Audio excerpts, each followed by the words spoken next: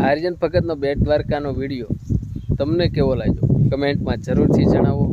अने आ विडियो में आपणे 5000 लाइक नी आशा राखीए छीए। तो मने विश्वास है कि तमे 5000 लाइक पूर्ण करशो।